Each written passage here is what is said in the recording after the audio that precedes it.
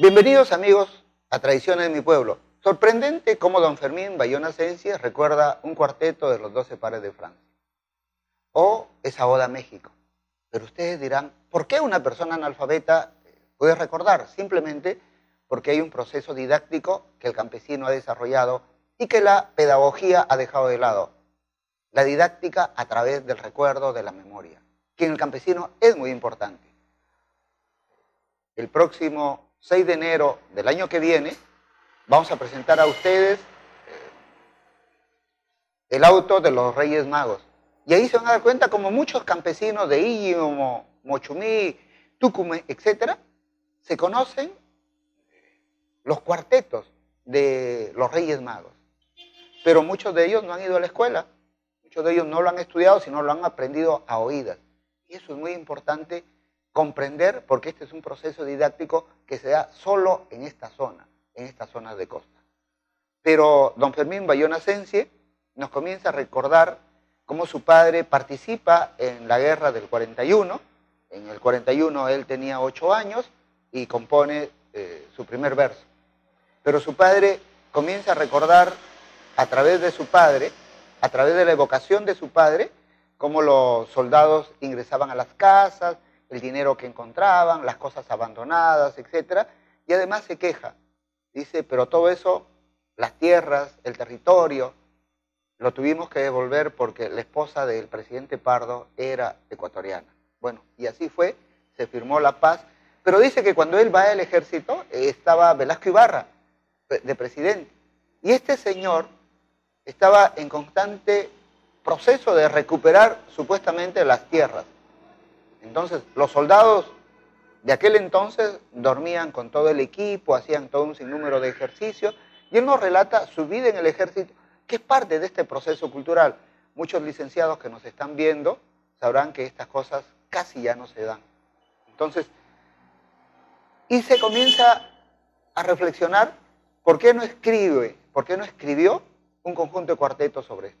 Pero veamos la entrevista, que además es una entrevista histórica porque por primera vez tenemos el relato de una persona con relación a la guerra del 41 y con relación a la posguerra, qué es lo que sucedía, los años que pasamos y cómo nuestros soldados siempre estuvieron al filo de la bayoneta pensando que en algún momento Ecuador nos iba a invadir. Veamos la entrevista.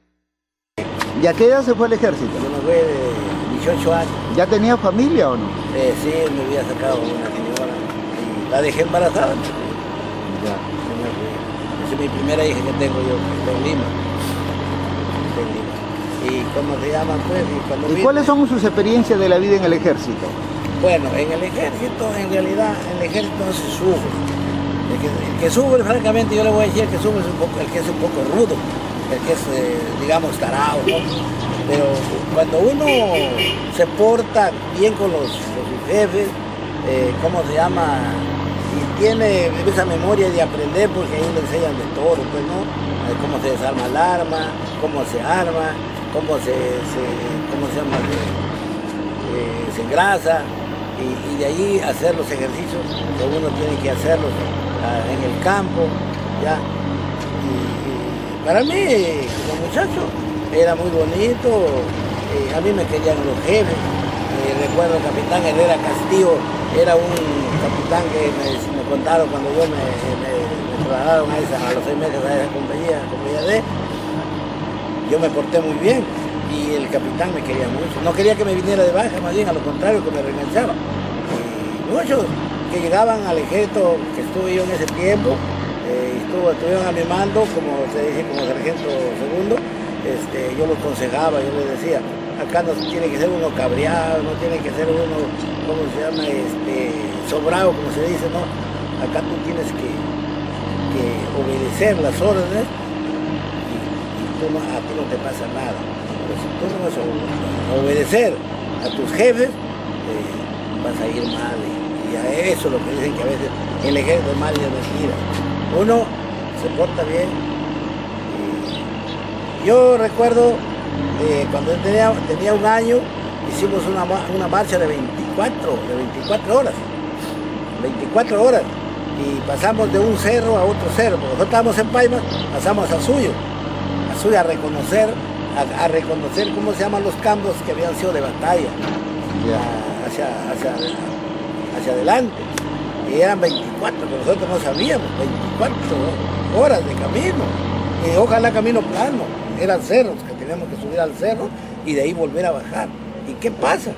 Que esa marcha no estaba prevista, el general no la había ordenado. Lo que lo hizo fue el comandante con el mayor de física. Y cuando estuvimos allá, salimos a las 4 de la mañana, y llegamos como a la 1 de la tarde, 2 de la tarde, nos fuimos a bañarnos, ¿no? Como a las 4 de la tarde, orden, que regresemos nuevamente al cuartel. La única experiencia y la única que tuvimos como 8 días que casi no caminábamos bien, tuvieron que darnos vacaciones prácticamente ahí, porque casi la mayoría tuvieron que traerlos en carros, porque no podían caminar, pues a altura, volví a regresar en el mismo tiempo, de que algunos lloraban, ¿no? ¿Y para qué? No, yo fui y regresé, fui y volví a regresar, pero sí llegué bien cansado, bien cansado. ¿Y no compuso de su tiempo ahí en el ejército? Mire, en el ejército nunca compuse nada, porque en realidad en el ejército uno pensaba en otra cosa.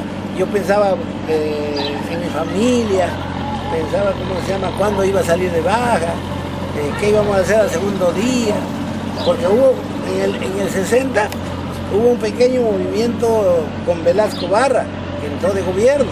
Y en el tiempo, ese Velasco Barra más alto se había sido gobernante y quería recuperar Jaén y Maina. Y eso nunca lo recuperó, pues, y, oiga, dormíamos armados con todo. No dormíamos, sino nosotros entrábamos al campo. Y usted sabe que con la desesperación no sabíamos, no teníamos desesperación de ir a luchar, de entrar, nosotros todos nos decíamos, nosotros, aquí tienen que ir todas las autoridades, todos los capitanes. El capitán decía, mire, ustedes tienen que estar defendiendo a su capitán. Por supuesto, yo entre mí decía, si el capitán se corre, yo le meto su balazo. No, porque acá vamos a luchar todos, no vamos a solamente nosotros. Pero no se llegó, se quedó la paz y ahí quedó todo. Ahí quedó todo en el ejército. ¿Y en qué año viene del ejército? Yo vine en el 61. Yo era para que venía en el 60, pero yo vine el 13 de enero en el 61. ¿Y de ahí a qué se dedica? Y ya de ahí me dediqué a la agricultura, al campo.